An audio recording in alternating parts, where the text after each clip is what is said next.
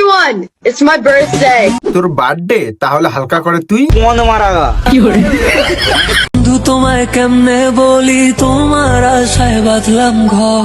অন্যের চ্যানেলে স্ট্রাইক দিলে মারবো তোকে সর। মারবো না, কিন্তু তার আগে যাদের চ্যানেলে স্ট্রাইক দিয়েছিস সবগুলোকে তুলে নে। আপ ভি ঠিক করকে দেতা হুঁ। আমাদের জাতীয় সঙ্গীতকে অপমান করেছে এইসব ভসুরি বালা। তো গিয়ে তোমরা প্লিজ অ্যাকাউন্টটাকে ডিলিট করো। এই সাবরিটার লক্ষ্যই হলো মানুষের চ্যানেল ডিলিট করে দেওয়া। দাঁড়াও, আজকে তোকে আমি এমন শিক্ষা দেবো না যে এরপর থেকে মানুষের চ্যানেলের দিকে তাকাতেই ভয় পাবি।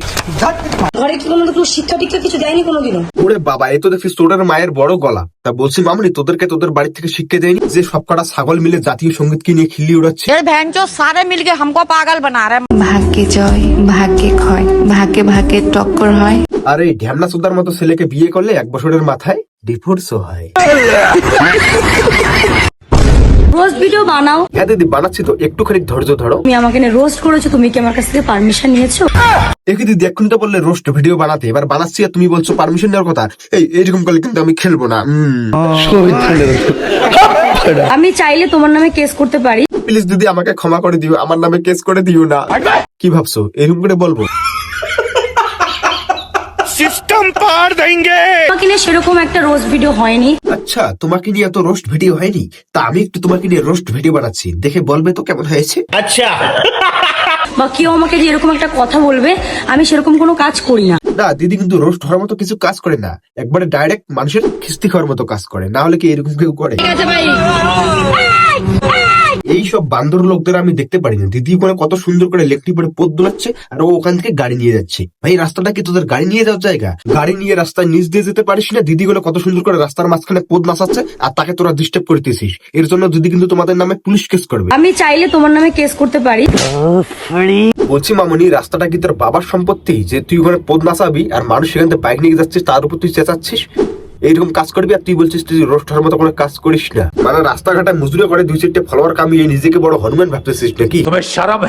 তুমি আমাকে রোস্ট করেছো, তুমি কি আমার কাছ থেকে পারমিশন নিয়েছো? আচ্ছা, তোকে রোস্ট করলে তোর কাছ থেকে পারমিশন নিতে হবে। তা বলছি, জাতীয় সঙ্গীতকে অপমান করেছিস, কার কাছ থেকে পারমিশন নিয়েছিস?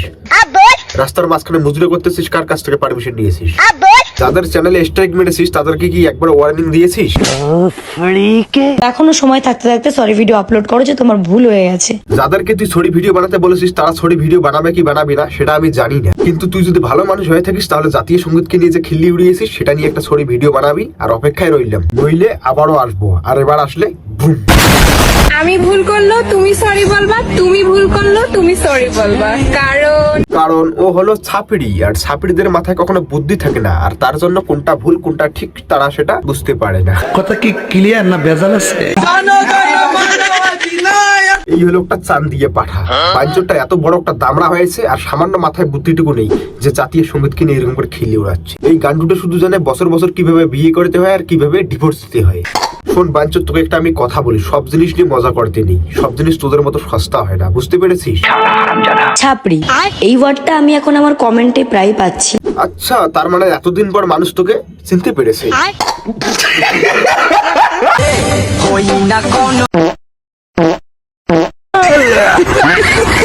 তো যাই হোক, ভিডিওটা শুধু মজার জন্য বানিয়েছি, আর এই ভিডিওটা দেখার পর আবার আমার নামে কেস করতে যেও না।